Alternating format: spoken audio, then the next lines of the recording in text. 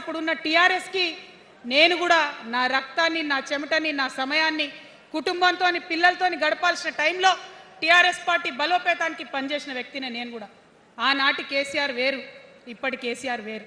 ఆనాటి కేసీఆర్కి తెలంగాణలో చేనేత కార్మికులు చచ్చిపోతుంటే భిక్షాటన చేసిన కేసీఆర్ ఆనాటి కేసీఆర్. ఇయాలటి కేసీఆర్ మారిన మనిషి, మనిషి, మన మనిషి కాదు. ఏమైంది ఇయాలటి కేసీఆర్కి? హైడ్రాల ఇల్లు కూలిపోతుంటే అరుస్తున్నారు, అన్నా ఎక్కడున్నావు రా, వచ్చిండ్రా? రాలే. వెలుగుమట్ల ఇల్లు కూలితే వచ్చిండ్రా? రైతులకు వర్ష బీభత్సమై మొత్తం పొలాలు మునిగిపోతే వచ్చిండ్రా? చేవెళ్ళ దగ్గర బస్ యాక్సిడెంట్ అయితే వచ్చిండ్రా? ఎక్కడ చిన్న కష్టం వచ్చినా ప్రజలకు ఆ సారు రారు, ఆ సారు రారు.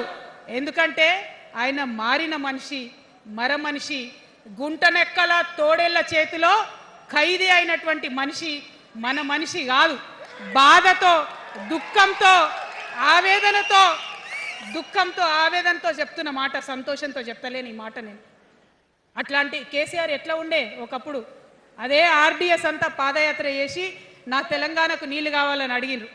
ఇవాళ మరి 10 ఏళ్ళ అధికారం ఉంటే పాలమూరు రంగారెడ్డి ప్రాజెక్టు కోసం 10 ఏళ్లలో ముందుకు పోతలేదంటే, ఎవరన్నా తెలంగాణ పట్ల ప్రేమ ఉంటే, పాలమూరు పట్ల ప్రేమ ఉంటే, కృష్ణా నీళ్లు వాడుకోవాలంటే మన కేసీఆర్ అయి ఉంటే ఆ పాలమూరు రంగారెడ్డి ప్రాజెక్ట్ కాడ కూర్చేసుకొని అది కట్టిస్తుండే.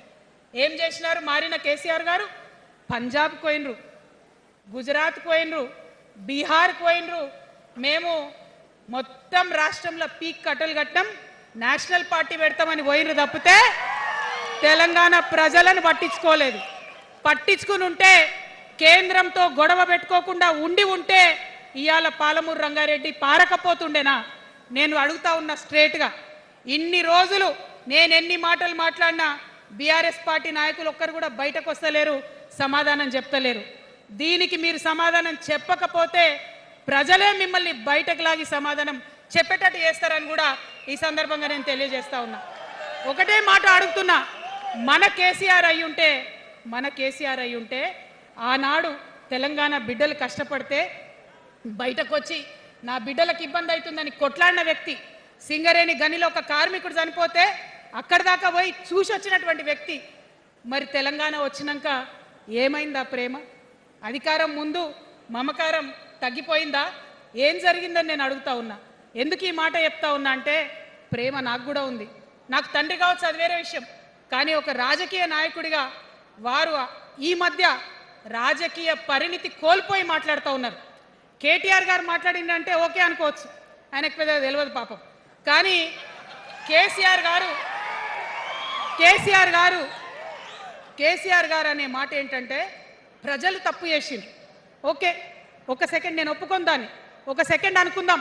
ప్రజలు తప్పు చేస్తే నేను ఒక తల్లిగా అడుగుతున్నా. నేను నా కొడుక్కో మాట చెప్తా, వాడు వినలేదనుకో, కింద పడ్డాడు అనుకో, ఇడిచిపెడతానా? దగ్గర తీసుకొని మంది అనా? ఓకే, ప్రజలు తప్పు చేసిర్రు అనుకోండి, మీకు అధికారం ఇవ్వలేదు అనుకోండి, ఒక కర్కోటకుడి పాలన నడుస్తుంది అలా తెలంగాణలో. ఇబ్బంది పడుతున్నారు ప్రజలు, గోసపడుతున్నారు, ఏడుస్తున్నారు. ఇండ్లు అన్నీ ఉండి ఇండ్లు గూలగొడుతుంటే, అర్ధరాత్రి ఇంటి మీదకి వచ్చి ఇండ్లు గూలగొడుతుంటే ఆదుకోవాల్సిన అమ్మలాంటి మన పాత కేసీఆర్ ఎక్కడున్నాడు? ఇది మనం అడగాల్సింది. అందుకోసమే నేను ఈ నిర్ణయం తీసుకున్నది. నన్ను పార్టీలోంచి బయటకేస్తే నేను వెంటనే పార్టీ పెట్టలే. ఆనాడు కూడా చెప్పిన, నేను ఆలోచన చేస్తున్నా, మారతారేమో అని చూసిన, పదే వేచి చూసిన. ఇవాళ నన్ను పార్టీలోకి వెళ్ళి సస్పెండ్ చేసి 10 నెలలైంది. నాకు నిజంగా మంచిగానే అయింది. ఎందుకు తెలుసా?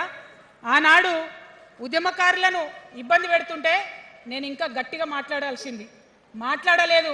ఆనాడు మీకు జరిగింది, ఇవాళ నాకు జరిగింది. కొత్త ఏం లేదు. కేసీఆర్ కోసం, టీఆర్ఎస్ పార్టీ కోసం, ఆనాడు తెలంగాణ ఉద్యమం కోసం ఇండ్లు అమ్ముకొని, భూములు అమ్ముకొని, ప్రతి ఊర్లో టీఆర్ఎస్ కండువా వేసుకొని పోరాటం చేసినటువంటి కార్యకర్తలు ఎక్కడున్నారు ఇవాళ? ఒక్క గుళ్ళ మెంబర్ ఇయర్ రాలేదా? ఒక్క గుడి చైర్మన్ ఇయర్ రాలేదా? తెలంగాణను వ్యతిరేకించి ఉద్యమాన్ని తొక్కిపట్టి మన మీద లాఠీలు పెట్టి కొట్టినటువంటి వాళ్ళకి తీసుకొచ్చి ఎమ్మెల్యే సీట్లు ఇచ్చి వాళ్ళ అనుచరులు వచ్చి మిడతల దండలాగా మన కార్యకర్తల మీద పడితే తల్లి కోడి కాపాడుకున్నట్టు పిల్లల్ని కాపాడుకోవాల్సిన మన కేసీఆర్ ఏడబోయింది. వచ్చిందా ఎవరికన్నా పదవులు? ప్రతి సంవత్సరం రాష్ట్రం మొత్తంలో పోస్టులు నింపితే 6,000 పైచీలకు నామినేటెడ్ పోస్టులు వస్తాయి తెలుసా? అంటే 10 ఏళ్లలో 2 ఏళ్లకోసారి నామినేటెడ్ పోస్టులు వేసిన ఒక 30,000 మందికి దాదాపుగా ఏదో ఒక గౌరవం. ఏం కావాలి మనకు ఉద్యమకారులకు చెప్పండి? ఏం కావాలి? కండువా వేసుకొని పిచ్చోళ్ళ లెక్క తిరిగినందుకు, మన ఇంటోళ్ళని ఇడిచిపెట్టి తిరిగినందుకు ఇంత మర్యాద కావాలి. మా సార్ నన్ను గుర్తుపట్టిండా, మా పార్టీ నన్ను గుర్తుపట్టింది, నాకేదో చిన్న పదవి ఇచ్చిరని చెప్పుకుంటే ఒక మర్యాద ఉంటుంది. వచ్చిందా మనకు ఆ మర్యాద? ఎక్కడన్నా వచ్చిందా? ఆనాడు అవహేళన చేసిర్రు, పార్టీలకు వచ్చి మళ్ళీ అవహేళన చేసిండ్రు. అంటే ఎప్పుడైతే అధికారం వచ్చిందో అప్పుడు అమ్మతనం పోయింది, ఎప్పుడైతే అధికారం వచ్చిందో అప్పుడు మమకారం పోయింది. అందుకే అంటున్నా, ఆయన మన కేసీఆర్ కాదు, మారిన కేసీఆర్, మరబొమ్మ లాంటి కేసీఆర్. కాబట్టే ఇవాళ నేను నిలబడి యుద్ధం చేస్తా ఉన్నా. ఈ గడ్డకు ఈ తెలంగాణ రాష్ట్రానికి ప్రాణాలు అడ్డం పెట్టుకొని మన ప్రజలను కాపాడాల్సినటువంటి వ్యక్తులు కావాలి, అటువంటి సైన్యం కావాలి.